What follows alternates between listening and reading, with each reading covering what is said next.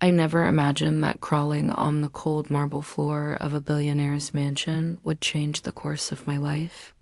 My knees burned, my hands trembled, and yet, beside his little boy, I forced a smile because I needed this job. But when I looked up and saw his father's piercing eyes watching me, something in my chest shifted. It wasn't pity, it was something far more dangerous.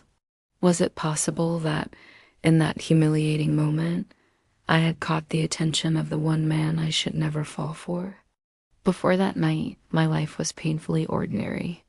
I was just another waitress in a small cafe, juggling trays and fake smiles while quietly drowning in overdue bills and dreams I could never afford. Love had never been kind to me. Men came and went, leaving me with the hollow reminder that I was never enough. Sometimes, late at night, I wondered if I was destined to serve others forever, watching their lives bloom while mine wilted in the background. When the cafe manager announced we'd be catering a private event at the billionaire's estate, my stomach tightened with both dread and curiosity. The thought of walking into his world felt like stepping into a forbidden kingdom, one I didn't belong in. I told myself I was just there to work, to earn my paycheck, nothing more. But a part of me, the part that still believed in fairy tales, whispered, "What if something changes tonight?" I didn't know then that secrets have a way of colliding with the most fragile parts of your heart, and that mine was about to be tested in ways I could never have prepared for. The mansion was unlike anything I had ever seen. Crystal chandeliers glittered above me like frozen raindrops, and every corner smelled of wealth I couldn't even imagine. I tried to keep my head down, moving silently through the grand halls, carrying trays and pretending I was invisible. But fate has a cruel way of dragging you into the spotlight when you least expect it. It happened when his son, a curious little boy with eyes that mirrored his father's, wandered off. I spotted him tugging at a toy car, dropping it, then crawling across the gleaming marble floor to retrieve it. His laughter echoed, innocent and carefree.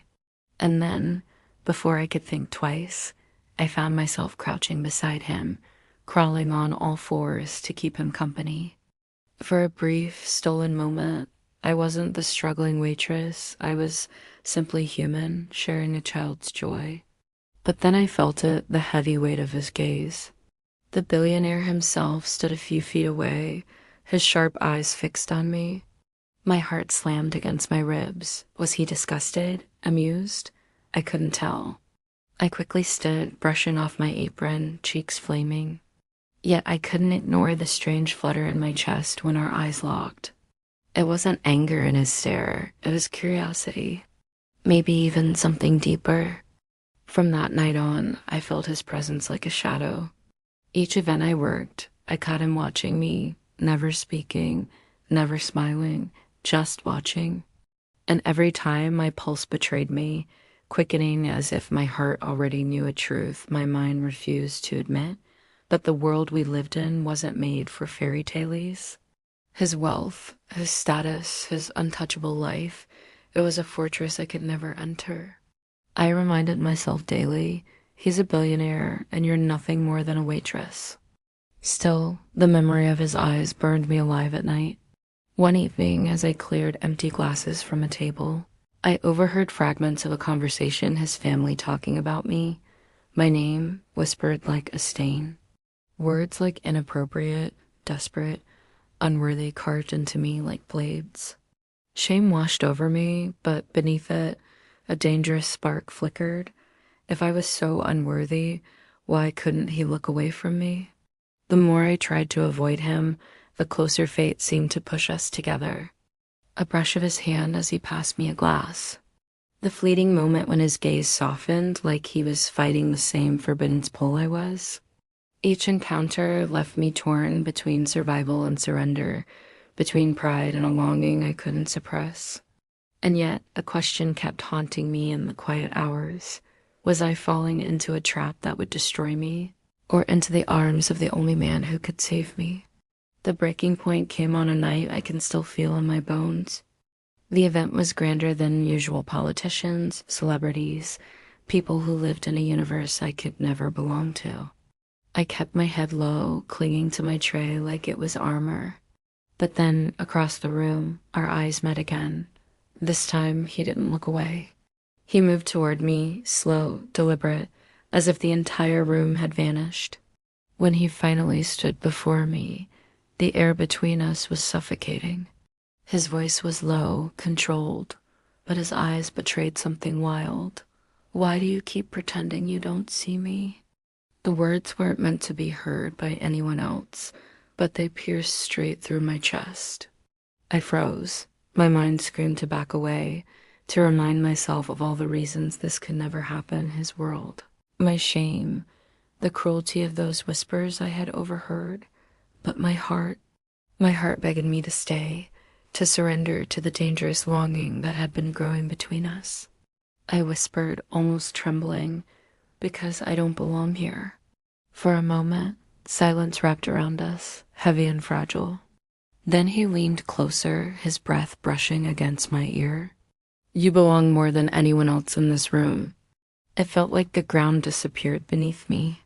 Every wall I had built to protect myself crumbled in that instant. I wanted to believe him. I wanted to fall into the warmth I saw flickering in his eyes. And yet, the terror of what it would cost me, my dignity, my heart, my survival held me frozen. Before I could gather the courage to speak, a sharp voice shattered the moment. His mother's, cold, commanding, and filled with disdain. "Step away from her now." The spell broke, and reality came crashing down around me. My body trembled as he clenched his jaw, torn between defiance and duty. And I stood there, heart pounding, caught in the cruelest truth of all. Sometimes the people we meet most are the ones we re-forbidden to love. In the days that followed, the weight of that night clung to me like a shadow. I returned to the cafe, back to pouring coffee and wiping tables, but nothing felt the same. My hands moved, my lips curved into the same rehearsed smiles, yet inside I was unraveling. I kept replaying his words, "You belong more than anyone else in this room." They echoed in me like a forbidden song I wasn't allowed to sing. He didn't reach out. Not a call, not a glance, not even a rumor of defiance against the command that tore us apart. And no part of me ached for him, another part understood. He was bound by a world where power mattered more than truth, where love was a luxury reserved for those of equal standing. I could never compete with marble halls and golden cages. But here's the strange thing through the heartbreak. I found something I hadn't expected. Strength. For once, I wasn't defined by who wanted me or who thought I wasn't worthy. I had seen the way he looked at me, and for a brief, fleeting moment, I knew I was more than invisible. I mattered. So I carried that with me, not as a fairy tale ending, but as proof that sometimes, even in the most forbidden places, love dares to bloom. And even if it's torn away, it leaves you changed forever. As I closed the cafe one evening, I caught my reflection in the glass-tired eyes, messy hair, but a fire that hadn't been there before. Maybe his world would never be mine, but maybe I didn't need it to be. Because the question still lingers in my heart, one I may never answer. Was he my greatest heartbreak? Or the beginning of my courage to finally love myself?